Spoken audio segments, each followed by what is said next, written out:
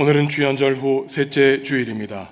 거룩하신 삼위일체 하나님께 영과 진리로 예배하겠습니다.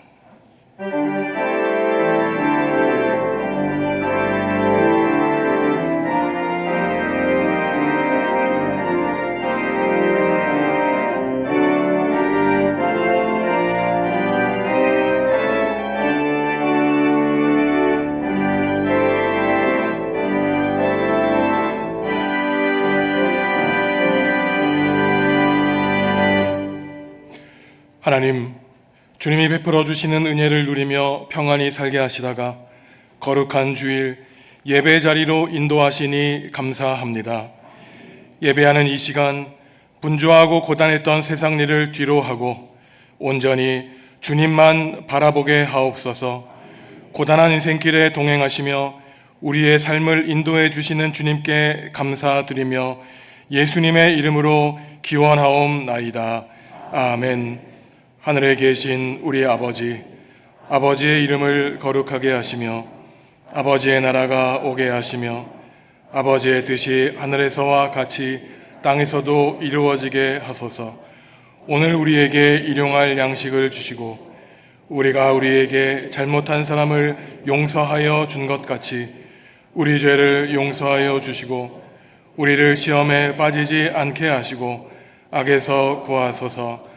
나라와 권능과 영광이 영원히 아버지의 것입니다. 아멘.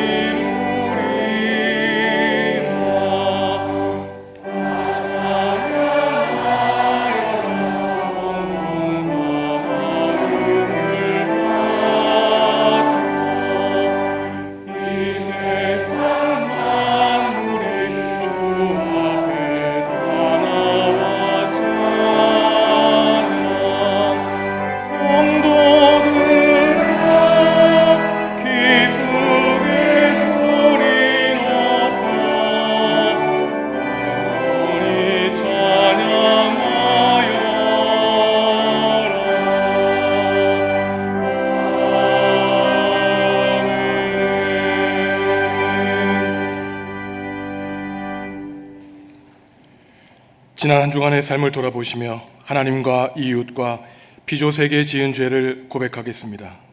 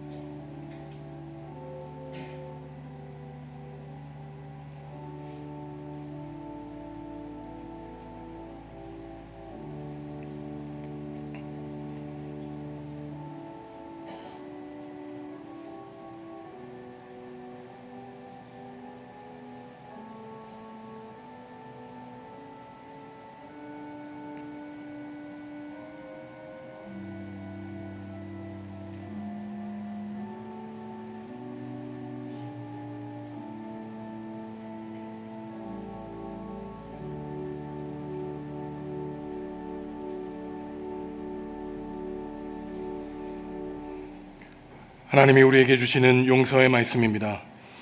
여호와께서 말씀하시되 오라 우리가 서로 변론하자. 너희의 죄가 주홍 같을지라도 눈과 같이 희어질 것이요 진홍같이 붉을지라도 양털같이 희게 되리라. 아멘. 나는 전능하신 아버지 하나님 천지의 창조주를 믿습니다.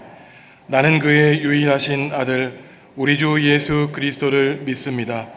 그는 성령으로 잉태되어 동정녀 마리아에게서 나시고 본디오 빌라도에게 고난을 받아 십자가에 못 박혀 죽으시고 장사된 지 사흘 만에 죽은 자 가운데서 다시 살아나셨으며 하늘에 오르시어 전능하신 아버지 하나님 우편에 앉아 계시다가 거기로부터 살아있는 자와 죽은 자를 심판하러 오십니다.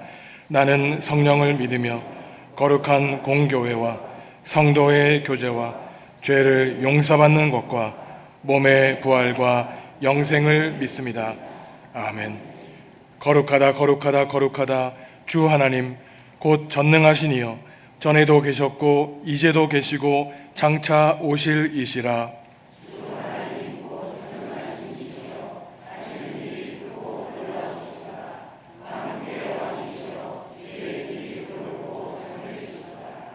주여 누가 주의 이름을 두려워하지 아니하며 영화롭게 하지 아니하오리이까.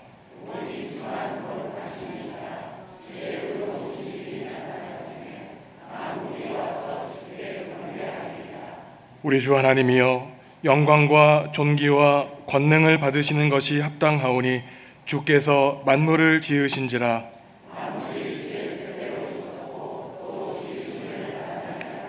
보좌에 앉으신 이와 어린 양에게 찬송과 존귀와 영광과 권능을 세세토록 돌릴지어다.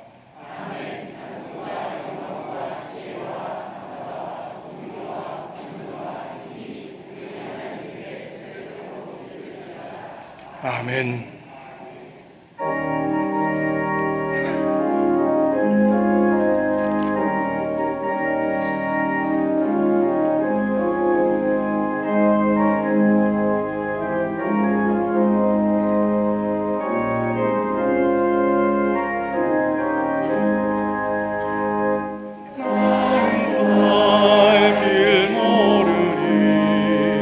주여 인도하소서.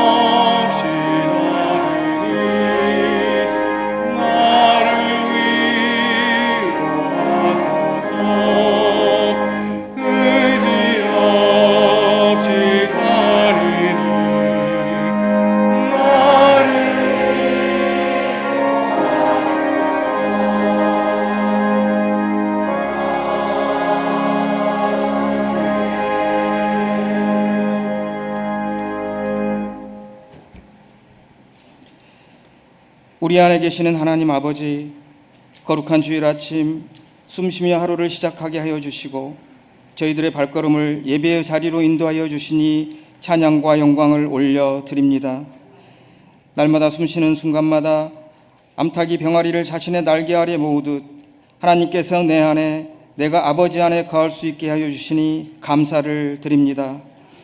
이 세상을 사는 동안 우리가 할 수 있는 것은 오직 감사와 기도임을 알고 값없이 주신 하나님의 사랑을 기억하며 인내와 겸손으로 순종하는 삶을 살게 하여 주시옵소서. 세상의 재물과 하나님을 동시에 섬기며 간음의 죄를 범하는 나약한 저희들을 불쌍히 여겨주시고 오직 하나님만을 절대적으로 의지할 수 있는 회개의 영을 부어 주시옵소서. 복 있는 자여 너희는 심령이 가난해질 것이라고 말씀하신 것처럼 좌우에 날선 성령의 검으로 우리 안에 있는 우리의 옛사람을 완전히 도려내어 주시고 가난하게 텅 빈 그곳에 오직 진리로 충만하게 채워 주시옵소서. 이 시대에 하나님의 백성들을 미혹하는 사람들의 그럴싸한 말과 거짓 복음에 흔들리지 않게 하시고 하나님을 아는 것이 모든 지혜의 시작임을 깨닫고 항상 깨어 진리를 구하는 거룩한 성도들이 되게 하여 주옵소서. 광야를 지나는 고된 여정의 인생길에서 길을 잃어버리고 지쳐 낙심하는 성도들이 없도록 하나님께서 불과 기름기 등으로 인도하여 주시고 때에 따라 일용할 양식을 공급하여 주셔서 새 힘을 얻어 약속하신 하나님의 나라가 임할 때까지 믿음을 소멸하지 않도록 힘과 용기를 부어 주시옵소서. 온 세상이 혼란하고 전쟁의 소식과 재난과 질병의 공포가 우리에게 엄습할지라도 생명 되신 하나님을 구주로 모시고 방주 안으로 들어간 노아의 가족들처럼 사망의 바다 위에서 구원자로 운행하시는 하나님의 은혜 안에 거하게 하여 주시옵소서. 오늘도 단위의 김선정 목사님을 세우시고 이곳에 모인 교우들에게 하나님의 말씀을 전하실 때에 화평케 하시는 예수 그리스도께서 하나님과의 막힌 담을 허무시고 깨어졌던 관계가 회복되어지는 은혜의 시간이 되게 하여 주옵소서. 하나님의 이름을 찬양하는 호산나 찬양대의 찬양을 기쁘게 받아주시고 비둘기처럼 온유한 은혜의 성령으로 임재하여 주시옵소서. 육신의 연약함으로 또는 각자에게 처한 사정으로 이 자리에 함께하지 못하는 교우들이 있습니다. 그들이 어디에 있든지 눈동자처럼 지켜주시고 머리털 하나까지 상하지 않도록 보호하여 주시옵소서. 이 시간 저희들이 드리는 이 예배가 그저 정해진 시간에 습관적으로 드리는 형식적인 예배가 되지 않게 하시고 오직 신령과 진정으로 하나님께서 기쁘시게 받으시는 거룩한 예배가 되게 하여 주옵소서. 우리가 여전히 죄인의 신분으로 있지만 끝까지 사랑으로 덮으시고 의인으로 여겨주시는 예수 그리스도의 이름으로 기도하옵나이다.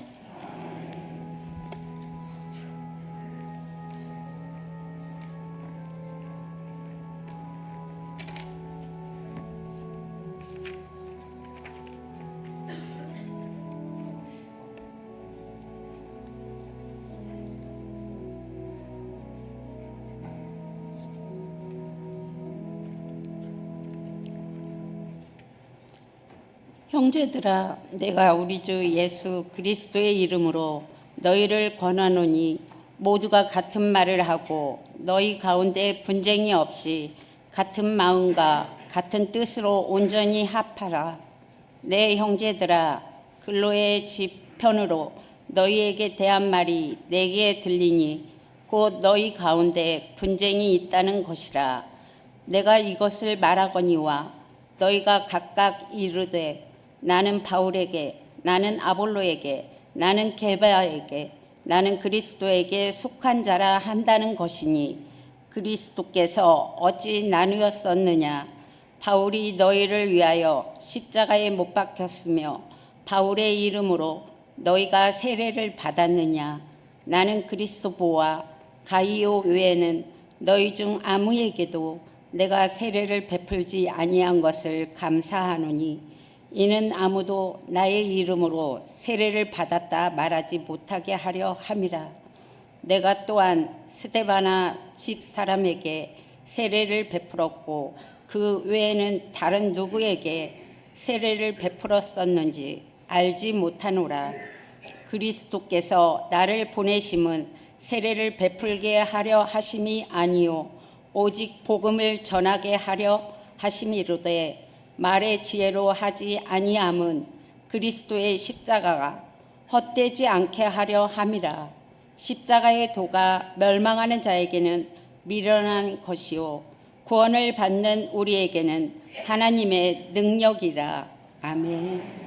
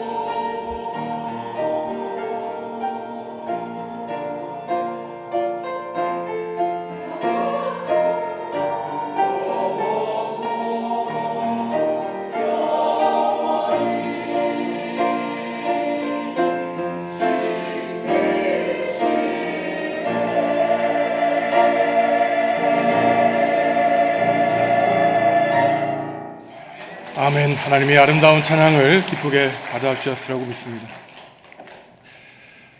우리가 어떻게 이 자리에 나오게 되었을까요? 성도 여러분들은 어떻게 예수님을 만나게 되었습니까? 물론 근원적으로는 하나님의 은혜가 있었겠죠. 하지만 예수님의 제자들이 없었으면은 그 이스라엘에서 멀리 떨어진 이 대한민국까지 복음이 전해지지 않았을 것입니다. 예수님의 12 제자 가운데 특별히 예수님의 복음을 유럽을 비롯한 온 땅에 전파하게 한 중요한 인물이 있는데, 그는 바로 오늘 고린도 지역에 편지를 보낸 사도 바울이죠. 그가 신약 성경의 반에 해당하는 13권의 책을 썼고 또한 예수님을 비록 만나지 못했지만 환상 가운데 예수 그리스도에 대한 신앙의 확신을 갖고 목숨을 바쳐 복음을 전했기에 저와 여러분도 예수님을 믿고 그로 말미암아 구원을 얻게 된 것입니다.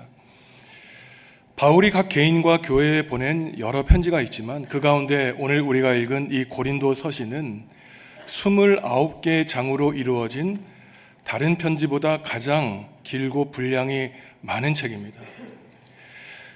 아마도 바울이 이처럼 길게 고린도 교회 편지를 보낸 데에는 모든 교회가 바울이 보기에는 또한 하나님 앞에는 중요한 교회였지만 실제로 유럽 그리스에서 이 복음을 전하는 중심지로서 고린도가 가지고 있는 중요성이 있기 때문일 것입니다.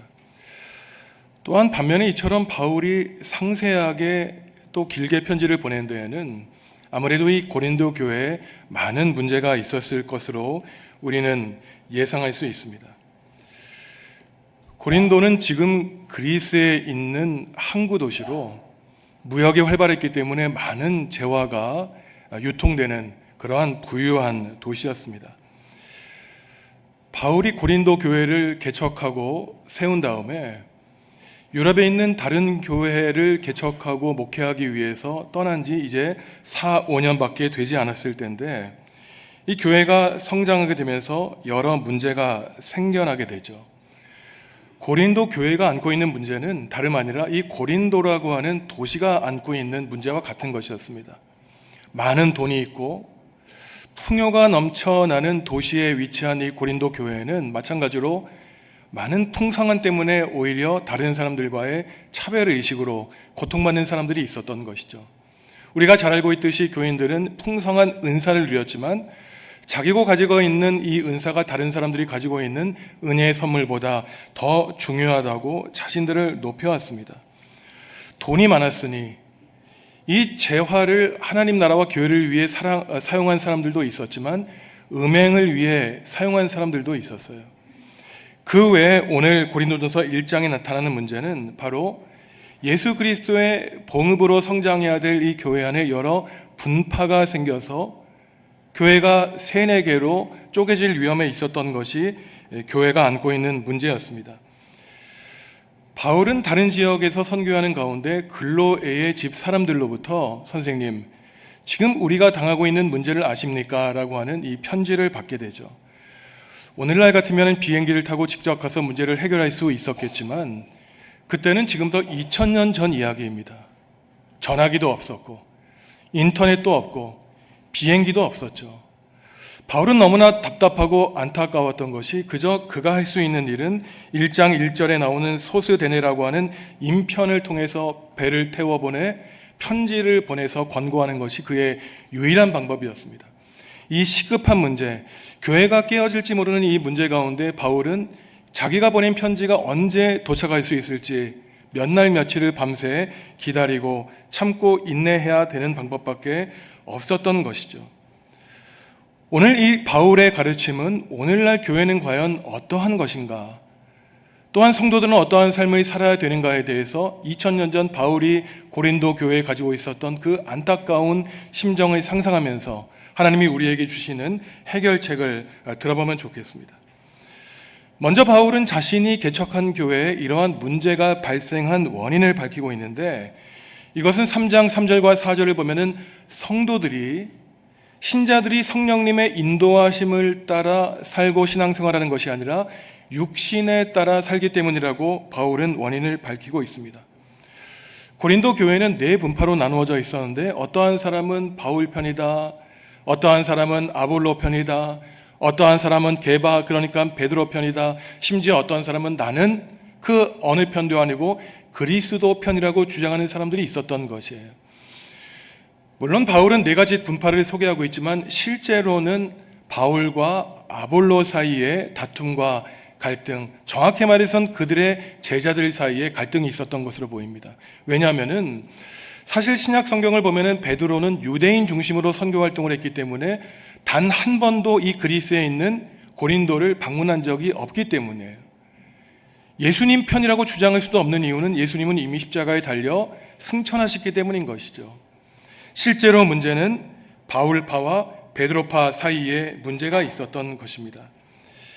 그런데 이 아볼로는 문제가 있는 이단 교사가 아니었어요. 사도행전과 고린도 서신을 보면은 아폴로라고 하는 그리스식의 이름을 가진 이 아볼로는 원래 유대인이었는데 흩어진 디아스포라 출신으로 이집트 북쪽에 있는 대도시인 알렉산드리아에서 성장한 사람이었습니다. 바울은 이 아볼로를 인정했어요.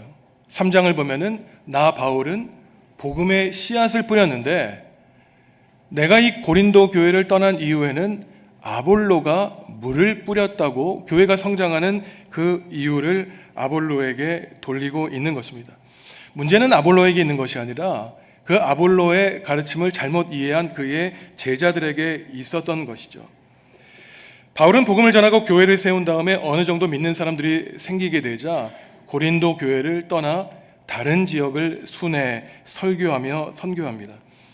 그 이후에 이 알렉산드리아에서 온 아볼로가 고린도에 와서 사람들에게 메시지를 전하자 아볼로의 이 지혜로운 말에 사람들이 현혹하게 된 것이었어요. 알렉산드리아라고 하는 도시는 아프리카 이집트에 있는 대도시인데 굉장히 많은 지식인들과 지혜로운 사람들로 가득 찬 것으로 유명했습니다. 이것은 예수님이 오시기 전 300년 전부터 이 알렉산드리아는 굉장히 유명한 도시였는데 그 당시 프톨레미라고 하는 이집트의 임금이 지식에 관한 엄청난 야망을 가지고 있었어요. 이 사람의 꿈이 무엇이었냐면은 이집트 알렉산드리아의 세계에서 가장 큰 도서관을 건립하고자 했던 것입니다. 이 도서관에 어떠한 책으로 가득 채우려고 했냐면은 온 세상에 있는 법전, 율법책을 가득 채워서 이것을 그리스어로 번역해서 이집트를 가장 위대한 나라로 만들고자 했던 것이 이 프톨레미 임금의 꿈이었어요. 그가 수집했던 외국의 율법 가운데 바로 우리가 가지고 있는 성경책인 오경, 창세기부터 신명기까지의 율법책도 프톨레미가 그리스어로 번역했던 것입니다. 그래서 그리스도인들은 바로 이 그리스어를 사용했기 때문에 히브리어로 된 구약 성경을 읽었던 것이 아니라 그리스어로 번역된 구약 성경을 읽었던 것이죠. 이처럼 아볼로는 정상적인 그리스도교 지도자였을 뿐만 아니라 아주 지식과 지혜에 능통한 그러한 훌륭한 지도자였어요. 하지만 그는 그리스 철학과 문화에 익숙해 있던 사람으로 지혜의 논리적인 말로 예수 그리스도의 복음을 전하려고 했던 것으로 보입니다. 사도행전은 그의 한계에 대해서도 말하는데 그는 성령이 베푸는 세례는 알지 못하고 세례자 요한이 주는 물의 세례만 알고 있었다고 말하고 있죠. 사람들이 이처럼 지혜로운 아볼로의 말에 현란한 가르침에 현혹되어서 고린도 교회를 개척한 바울보다 아볼로의 가르침을 중요하게 여기된 것으로 보입니다. 그런 가운데 나는 바울파다, 나는 아볼로다. 아볼로가 더 지혜에 가득한 말로 하나님의 말씀을 전한다고 주장하는 사람이 생겼던 것이죠. 그런데 과연 이러한 고린도 교회의 문제가 지금 우리와 상관없는 2000년 전 우리가 알지 못하는 그리스에 위치한 고린도 교회만의 문제일까요? 그렇지 않습니다. 이거는 우리 자신과 우리 가정과 우리 교회와 이 나라가 안고 있는 문제이죠. 여러분 스스로를 한번 생각해 보십시오. 우리는 내가 되고자 하는 하나님의 꿈을 이루고자 하는 아주 거룩한 뜻도 가지고 있지만 우리 마음속에서는 우리를 힘들게 하는 아주 음침한 욕망과 쾌락이 우리를 괴롭히죠. 늘 이중적인 모습 때문에 괴로워하는 신앙인들이 있습니다. 우리 가정은 어떻습니까? 남편과 아내, 부모님과 자녀, 또한 형제 자매들이 하나의 피를 이어받은 한 가족으로 서로 사랑하고 격려하며 살아야 되지만 때로는 부부 사이, 부모님과 자녀, 형제 자매들 사이에 자신의 이익 때문에 다른 생각 때문에 갈등과 아픔을 겪고 있는 것도 우리 가정의 문제인 것입니다. 한국 교회도 마찬가지죠. 개신교회 선교사님들이 150년 전에 들어왔지만 여러 교파로 나누어져 물론 때로는 협력할 때도 있지만 서로는 서로 경쟁하고 싸우는 것이 한국교회에 대립하는 안타까운 상황인 것입니다. 이처럼 나 자신이 분열되고 우리 가정과 교회와 이 국가마저 남과 북으로 나누어져 있을 때 하나님은 바울 사도를 통해서 그 문제를 해결하고 하나 될 수 있는 해결책을 제시해주고 계시는 것입니다. 첫째로 하나님이 주시는 해결책은 교회란 무엇인가? 다시 한번 정의하게 하는 것이에요. 많은 사람들은 교회라고 할 때 어떤 건물로서의 교회를 생각합니다. 그 교회는 시기동에 있는 교회이지, 그 교회는 정읍의 어느 구석에 있는 교회야, 그 건물을 떠올리지만 사실 건물로서의 교회를 정확하게 말한다면 우리는 교회라고 불러야 되는 것이 아니라 예배당 혹은 교회당이라고 부르셔야 돼요. 교회는 이러한 건물이 아니라 예수 그리스도의 몸을 가리켜 교회라고 우리는 불러야 되는 것입니다. 교회는 사람들이 자신들이 가지고 있는 목적에 따라 만든 의기투합해서 만든 어떠한 단체가 아니라 바로 하나님 나라를 이 땅에 건설하는 천국 하나님 나라의 전초기지예요. 가장 앞장서서 하나님 나라를 시작하고 일궈 나가는 단체가 교회입니다. 그렇기 때문에 물론 사람들이 모인 단체인지라 교회 안에도 여러 갈등과 아픔과 싸움이 있지만 그래도 우리가 교회를 사랑하고 교회를 존중하며 아껴야 되는 것은 바로 하나님이 이 교회를 통해서 천국의 질서를 일구어 나가시기 때문인 것이죠. 그러니 교회는 분명히 세상의 일반 기관과는 분명히 다른 모습을 가져야 되는 것입니다. 교회가 이처럼 예수 그리스도의 몸을 이루는 기관이니 이 교회를 이루는 모든 성도들은 한몸된 예수 그리스도의 몸을 지켜내도록 노력해야 되는 것이죠. 그러기 위해서 바울 사도는 오늘 10절 철구절에서 말하기를 모든 성도들이 한 마음과 한 뜻을 듣고 하나의 말을 해야 된다고 고린도 교회 교인들에게 권면하고 있습니다. 몇 구절 지나가면 교회 공동체를 깨뜨리는 사람은 단지 신앙 공동체를 분열시키는 것이 아니라 한몸된 예수 그리스도의 몸을 여러 가지로 찢는 그러한 악한 사람이라고 심판의 말을 전하고 있는 것이죠. 물론 현실적으로 이 자리에 있는 저와 여러분들이 어떠한 사안을 놓고 하나의 유일한 생각을 갖는 것은 가능하지 않습니다. 다양한 생각이 공존하는 것이 당연하죠. 하지만 바울 사도가 고린도 교회 이 분열된 교인들에게 한 가지 원칙을 제시하는 것은 여러분들이 가장 좋은 것은 한 생각과 한 마음 품고 하나의 이야기를 하는 것이 이상이지만 그렇지 않을 때는 다양성을 존중하되 한 가지 한계와 전제, 그것은 예수 그리스도의 몸이라고 하는 통일성을 하나됨을 깨트리지 않는 한계에서 다양성을 강조한다는 것은 가능하다고 바울은 말하고 있습니다. 이것을 다양성 속의 통일성이라고 하는 것이죠. 다양성만 강조해도 안 되고 통일성만 강조해서도 안 되는데 통일성, 예수 그리스도의 한 몸 이루는 교회라고 하는 정의 안에서 다양성을 지향해 나아가야 된다는 것이에요. 바울은 이처럼 자기가 개척하고 선교한 고린도 교회에 자기의 이름이 거론되면서 일부 교인들이 나는 바울파야 라고 이야기하는 것을 듣고 참 마음이 아팠을 것입니다. 그래서 오늘 본문을 보면 그가 역설적으로 주장하기를 내가 교인들에게 3-4명에게 밖에 세례를 준 것이 너무나 다행이라고 말하고 있어요. 그의 이름은 그리스보와 또한 가이우스, 스테파나와 같은 3사람 그들의 가정이었던 것입니다. 참 이상하죠. 교회는 삼위일체 하나님께 세례받은 사람들로 이루어지고 또한 마태복음 28장 19절을 보면은 예수님이 제자들을 떠나시면서 하신 이 지상에서의 마지막 명령이 무엇이었습니까? 모든 민족을 제자로 삼아 성부와 성자와 성령의 이름으로 세례를 베풀라고 하는 것이 예수님의 마지막 명령 유언이었어요. 그런데 예수님의 제자라고 자처했던 이 바울 사도가 말하기를 제가 고린도 교회 안에 있는 성도들에게 세례를 많이 주지 않은 것이 다행이라고 말하고 있는 것이에요. 그러면 이 사람이 하는 말이 예수님이 나를 사도로 보내신 것은 세례를 베풀라고 하신 것이 아니라 복음을 전파하는 것이 자신을 보내신 이유라고 바울 사도는 밝히고 있는 것입니다. 이것은 세례를 베푸는 것이 중요하지 않다는 것을 말하는 것이 아니죠.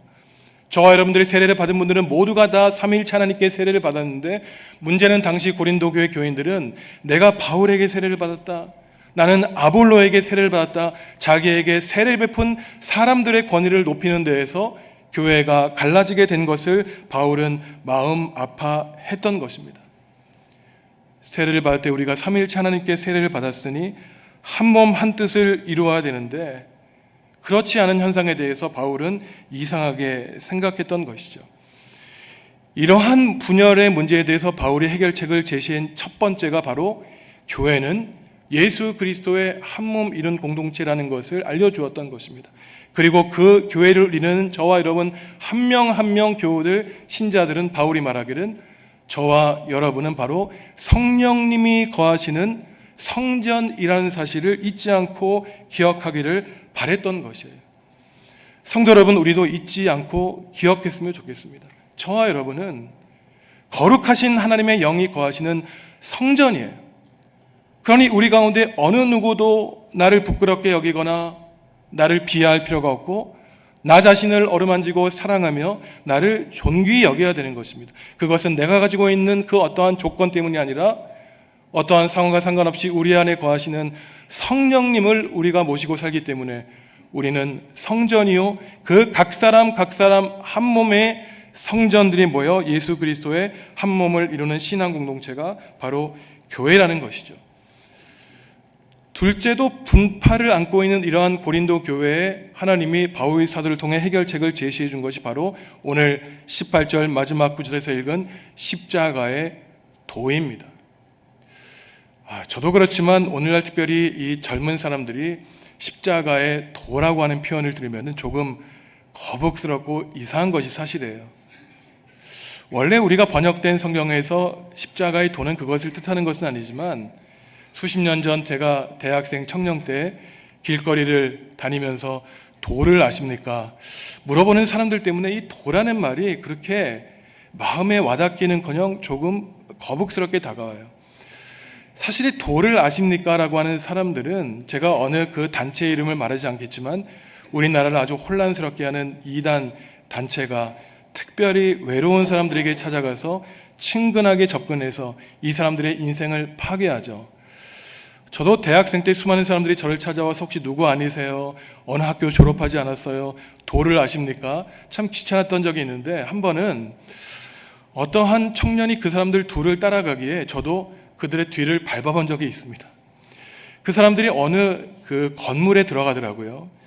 계단을 올라갔더니 화려한 포스터가 붙어 있었는데 제가 20대 초반에 그 건물 그 문을 열고 들어가는 사람들을 보고 지금까지도 잊지 않고 기억하는 느낌이 있습니다. 저 문이야말로 지옥의 문이구나. 다른 것이 지옥이 아니구나. 우리가 그래서 이 도라는 말을 들으면 조금 와닿지 않는 건 사실이지만 이 도에 해당하는 그리스어는 우리가 잘 아는 말이에요. 바로 로고스입니다. 여기서 로고스는 말씀, 이성, 이치라고 하는 뜻을 가지고 있어요. 그래서 바울이 십자가의 도가 바로 우리 자신과 가정과 교회를 운영하는 원칙이라고 할 때, 그래서 새한글 성경은 십자가의 도를 십자가를 전하는 말씀, 공동 번역은 십자가의 이치로 번역하고 있는 것입니다. 십자가의 도, 십자가의 원리, 원칙에 따라 살아가는 삶은 바로 바울이 말하고 있듯이 무엇과 대조되냐면은 말의 지혜와 바울은 대조시키고 있는 것이에요.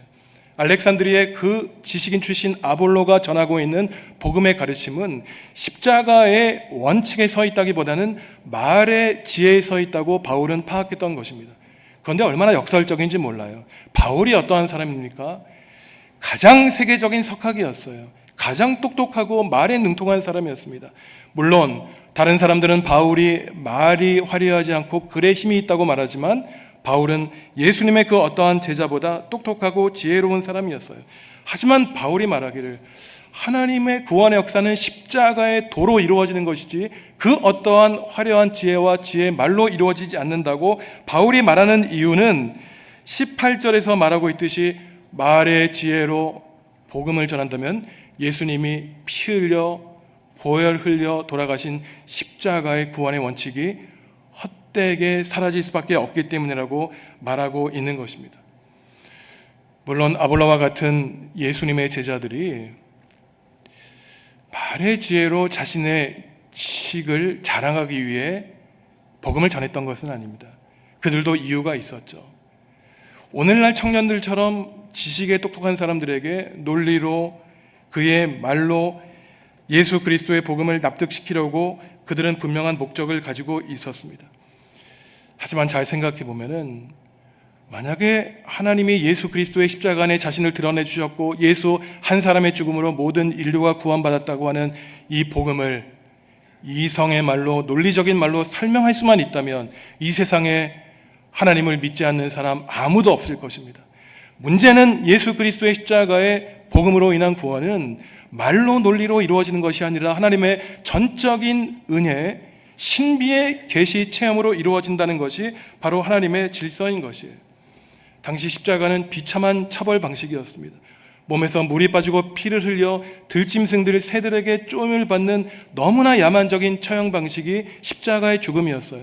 그러니 당시 그리스도인들을 구성하고 있는 유대인들도, 그리고 지혜롭다고 자처한 그리스도인들도 이 십자가는 도무지 받아들일 수 없는 사건이었던 것입니다.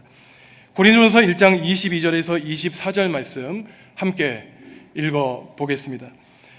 유대인들은 표적을 구하고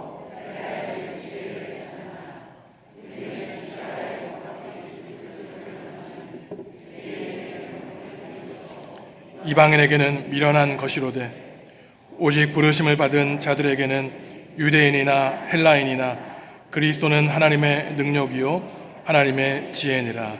아멘. 당시 그리스도인들의 핵심 구성원은 유대 사람들과 그리스 사람들이었어요. 유대 사람들은 구약시대부터 어떠한 사람들이었냐면은 하나님의 표징과 기적을 바라고 사는 사람이었습니다. 이집트에서 400년 동안 노예 생활하였지만 하나님은 바다를 갈라주셨어요. 40년 광야 생활을 살아갈 때 만나와 메추라기의 기적을 베풀어 주신 분이 바로 하나님이었던 것입니다. 그러니 그들은 표징을 바라기 때문에 무기력하게 십자가에 달려 죽은 예수의 죽음 가운데 하나님의 구원이 나타난다고 도저히 받아들일 수 없는 것이었습니다. 꺼리끼는 것이었어요. 반면에 예수님이 태어나기 전 500년, 600년 전부터 우리가 잘 아는 소크라테스, 플라톤, 아리스토텔레스와 같은 이 거장 철학자들의 전통을 받은 그리스 사람들에게 사람의 구원과 영원한 생명이 비참하게 피 흘린 십자가에서 나타난다고 너무나 야만적이고 허무맹랑한 말로 여겨졌기 때문에 그리스인들은 이러한 십자가의 고난을 미련하고 어리석은 것으로 평가했던 것입니다. 하지만 오늘 바울은 말하는 것이에요. 너희들이 무능하다고 생각하는 것, 허무맹랑하다고 생각하는 십자가의 도야말로 하나님의 능력과 지혜라고 바울 사도는 말하고 있는 것입니다. 십자가의 복음은 바로 하나님의 어리석은 방식으로 사람을 구원하시는 계시가 드러나 있는 것이죠. 그 하나님의 어리석음은 인간의 지혜보다 높다는 것입니다. 사람들이 생각할 때 어리석다는 그 하나님의 어리석음은 바로 십자가에 못 박힌 그리스도를 통해 나타난 것이죠.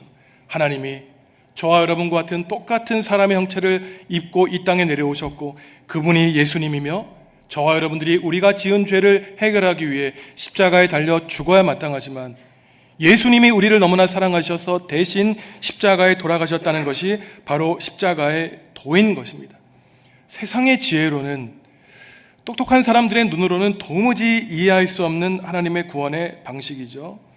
25절에서 바울 사도가 말하고 있듯이 하나님의 어리석음이 사람보다 지혜롭고 하나님의 약함이 사람보다 강하다고 바울은 말합니다. 그러면서 바울이 계속해서 고린도 교회 교인들에게 편지를 보내면서 말하고 있는 것이에요. 여러분이 예수님을 만날 때 과연 어떠한 사람이었냐는 것입니다. 여러분이 지혜로웠습니까? 여러분이 부자였습니까? 여러분이 세상 권력을 가지고 있었습니까? 여러분의 신분이 높았냐고 바울은 묻고 있어요. 그렇지 않았다는 것이죠. 우리가 무식하다고 사람들에게 조롱받을 때, 우리가 돈이 없어 허덕이고 세상의 권력자들에게 그리스도인이라는 이름 때문에 무시당할 때 하나님은 바로 그 어리석은 십자가의 방법을 통해 낮은 사람들을 높여주시고 높은 사람들을 낮춰주신 분이 바로 하나님이라고 바울 사도는 말하고 있는 것입니다. 그러니 세상 사람들이 가지고 있는 지혜와 지식의 그 높음, 교만함 때문에 하나님께 심판받지 말라고 바울은 경고하고 있는 것이에요. 하나님이 혹여나 우리에게 재물을 주셨다면, 좋은 학벌과 좋은 직장을 갖게 해주셨다면 그것은 바로 하나님 나라와 교회와 헐벗은 사람들을 섬기는 데 사용하도록 한 도구이지 그저 자신만 누리도록 하는 그러한 타락의 방법은 아닌 것입니다. 이처럼 하나님은 높은 자들을 낮추시고 낮은 자들을 높으셨기 때문에 아무도 하나님 앞에서 자랑할 수 없다고 바울은 말하는 것이에요. 그러면서 오늘 고린도전서 1장 마지막 구절에서 말하기를 혹여나 여러분이 자랑하려거든 십자가에 달리신 예수 그리스도만 자랑하고 살라고 성도들에게 말하고 있습니다. 이것이 바로 십자가의 도, 십자가의 원리에 따라 사는 거룩한 삶인 것이죠. 인간의 지혜와 논리와 이성의 입장에서 보면은 십자가의 죽음을 통해 예수님이 우리를 구원하셨다는 주장은 가장 어리석고 가장 허무맹랑해 보입니다. 그러니 지금도 사람들은 십자가의 도를 따르지 않죠. 하지만 십자가의 도야말로 하나님의 능력이자 하나님의 지혜입니다. 이것은 단지 추상적이고 종교적인 가르침이 아니에요. 이것은 세상의 질서에 대항하는 하나님의 가르침인 것입니다. 세상 사람들은 무엇을 꿈꾸고 무엇을 추구하며 살아갑니까? 학벌, 좋은 학교, 좋은 직장, 재산, 권력이 우리 인생의 최고 가치라고 생각하고 이것을 누린 사람이 성공했고 이것을 누리지 못한 사람은 루저, 실패한 사람으로 여기고 강요하는 것이 바로 세상의 질서인 것이죠. 이것을 얻기 위해 목숨 걸고 노력하며 살아갑니다. 하지만 우리가 아무리 돈이 많고 아무리 좋은 학교를 나왔고 아무리 좋은 직장을 다닐지라도 하나님 없는 학벌과 집안과 수많은 재물, 우리를 풍요롭게 하는 것이 아니라 우리를 타락하고 멸망의 길로 이끈다는 것 우리는 너무나 잘 알고 있습니다. 모두가 다 하나님의 선물이요 하나님의 구원을 이루는 방편으로 사용해야 되는 것이죠. 안타깝게도 십자가의 원리 원칙과 십자가의 도가 교회를 다스리는 것이 아니라 때로는 이러한 교회 공동체 안에 세상의 가치가 공격하여 세상의 질서가 교회를 운영하는 것 너무나 안타까운 사실인 것이죠. 바로 복음의 가치를 훼손하는 것입니다. 왜 그럴까요? 유대인들이 기적을 구하는 것은 오늘날 우리에게는 마치 기도만 하면은 요술 방망이처럼 우리의 꿈을 하나님이 이루어지는 것으로 생각하는 형태로 나타나는 것입니다. 헬라인들이 지혜를 구하는 것, 우리가 똑똑하여 엘리카데 같아서 이 세상의 지도자로서 호의호식하는 그러한 형태로 나타나기 때문에 문제인 것입니다. 물론 하나님은 우리가 실패하지 않고 성공하기를 바라세요. 하지만 그 성공 안에 십자가의 원리, 예수 그리스도의 피를 통한 구원의 그 놀라운 은혜의 사건이 결여되어 있다면 그러한 성공은 성공이 아니요 우리 인생을, 우리 가정을 파괴하는 사탄의 도구인 것입니다. 바울은 고린도전서 편지를 보내면서 오늘 첫 장 1장에서 예수 그리스도의 십자가에 대해서 말하고 있습니다. 고린도전서는 15장으로 끝났는데 그 마지막 장에서 바울은 부활을 얘기하고 있어요. 이것은 우리 인생 전체를 말합니다. 우리 인생은 십자가의 고난으로 시작했을지 모르지만 결국 십자가를 버리지 않고 묵묵히 하나님의 길을 따라가는 사람들에게는 하나님이 그 자들에게 부활의 영광을 선물로 주신다는 것이에요. 그러니 성도 여러분, 우리는 분명히 기억해야 됩니다. 남모르게 하나님 앞에서 십자가의 헌신과 수고와 노력하는 사람들, 세상 사람들 참 멍청하고 바보 같다고 비난할지 모르지만 그것은 십자가의 모멸과 수치로 끝나는 것이 아니라 반드시 부활로 하나님께 인정받는다는 사실이죠. 성도 여러분, 십자가에도 십자가에 관한 말씀, 십자가가 주는 말씀과 원리와 원칙에 따라 여러분 자신의 인생을 세워나가시고 여러분 가정과 한국 교회가 바로 십자가가 다스리는 놀라운 하나님의 구원의 역사가 이루어지기를 간절히 소원합니다. 오늘부터 펼쳐지는 인생 가운데 오직 고난과 부활의 십자가만을 바라보셔서 여러분의 인생의 표대로 삼아 승리하는 우리 정읍중앙교회 거룩하고 멋진 성도 여러분들 다 되시기를 주 예수 그리스도의 이름으로 간절히 기원합니다. 하나님, 십자가의 고난보다 때로 말의 화려한 지혜를 꿈꾸고 살았음을 고백합니다. 학벌과 집안과 재물과 세상의 힘을 추구하며 살았음도 고백합니다. 그러한 우리의 모습을 보시며 안타까워하시며 아파하시는 하나님의 마음을 헤아리지 못했음을 고백하오니 우리의 부족함을 용서하여 주시옵소서. 이제는 십자가의 도를 따라 예수 그리스도의 십자가의 고난의 길을 따라가고자 다짐하오니 하나님 우리 모두에게 부활의 영광도 베풀어 주시옵소서. 예수님의 이름으로 기도합니다. 아멘.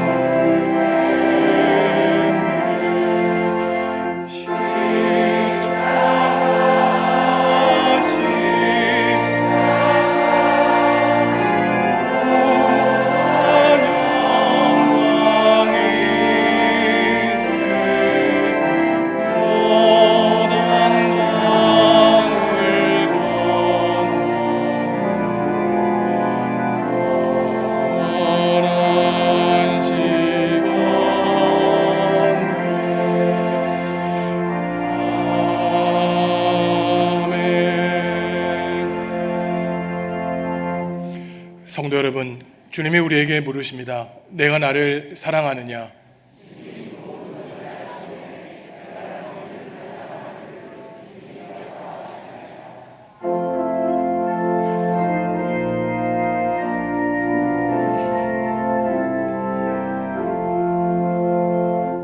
주께서 주신 은혜 한없이 우리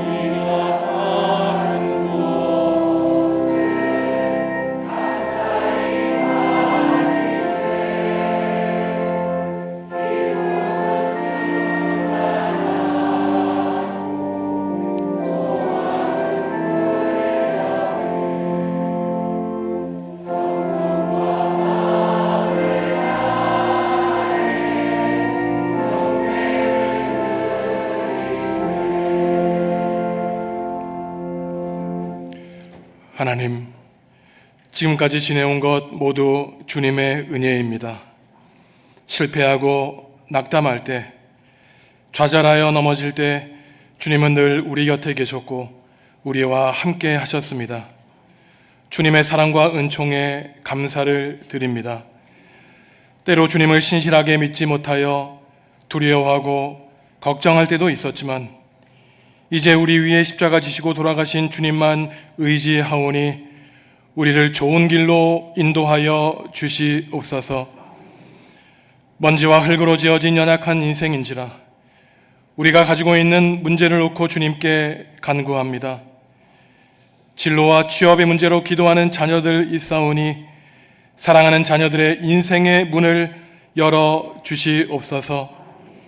믿지 않는 가족과 이웃을 위해 무릎 꿇고 기도하는 성도들 있사오니 이들의 간절한 기도에 귀 기울여 주시옵소서. 성령님이 그들을 찾아가 주셔서 마음의 문을 활짝 열어 주시옵소서. 군에 있는 청년들 있으니 추운 겨울 건강 지켜주시고 믿음으로 모든 외로움과 어려움을 이겨내게 하여 주시옵소서. 몸과 마음의 아픔으로 아파하며 병원과 요양원에 입원해 있는 교우들을 주님 친히 찾아가 주셔서 건강 지켜주시고 회복시켜 주시기를 간절히 기도합니다. 다음 달 7일 유치부를 시작으로 28일 초등일부와 청년부까지 겨울 성경학교와 수련회를 갖습니다. 사랑하는 자녀들에게 천국 잔치 베풀어 주시고 십자가의 복음 안에서 인생의 비전을 발견하는 놀라운 은혜의 시간으로 삼아 주시옵소서. 김성봉 집사님, 사랑하는 어머니를 여의고 슬픔 가운데 있습니다. 위로의 성령님이 모든 남아있는 가족을 위로하여 주시고 슬픔과 아픔이 없는 천국에서 자녀들을 위해 기도하실 어머니의 미움을 이어받아 모든 가족이 믿음의 사람으로 살아가게 하여 주시옵소서. 한기선 권사님, 사랑하는 딸 김나래 양의 결혼을 하나님께 감사하며 교우들에게 식사를 대접합니다. 권사님의 건강 지켜주시고 자녀의 가정에 복 내려 주셔서 아버지와 어머니의 그 귀한 믿음 이어받아 기쁨과 감사가 흘러넘치는 행복한 가정 되게 하여 주시옵소서. 주님께 받은 사랑에 감사하며 예물 드립니다. 예물 드림으로 물질이 신이 아니라 주님이 우리의 하나님이심을 고백합니다. 가난으로 고통 겪는 모든 이들에게 일용할 양식 베풀어 주시고 주님보다 물질을 높이고 사랑하는 이들에게는 우상을 섬김으로 고통받지 않도록 하나님만 섬기게 하여 주시옵소서. 예수님의 이름으로 축복하며 기도하옵나이다. 아멘.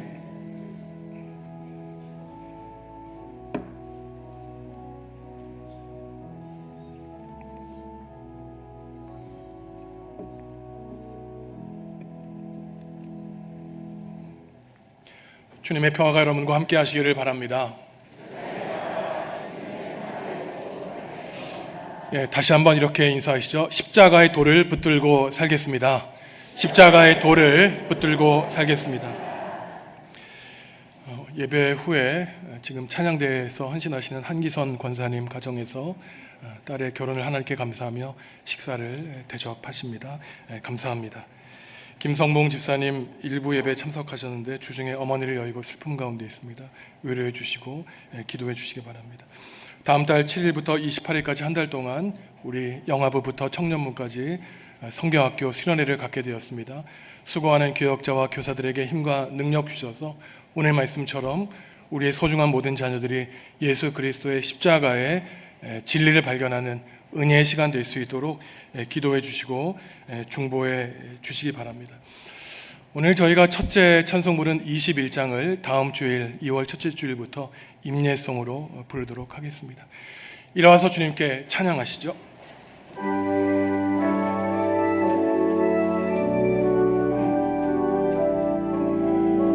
주의 영화로운 빛이 우리 앞길 인도하며 거친 세상 이길 힘을 주시리. 주의 영화로운 빛이 우리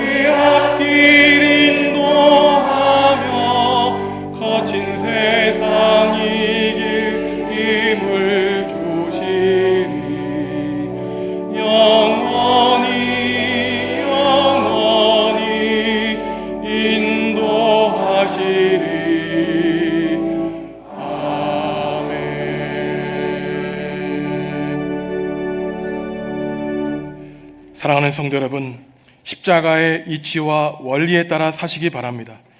예수 그리스도의 십자가의 구원을 전파하며 사시기 바랍니다. 하나님이 우리 자신과 가정과 교회와 이 나라와 교회를 하나 되게 하시고 우리 모두에게 하늘의 풍성한 복과 은혜 내려 주실 것입니다. 예수님의 은혜와 하나님의 사랑과 성령님의 사귐이 하나님의 능력과 지혜인 십자가의 복음대로 살고 십자가의 이치를 전파하기로 다짐하는 성도들에게 지금부터 영원히 함께하여 주시기를 간절히 축원하옵나이다. 아멘.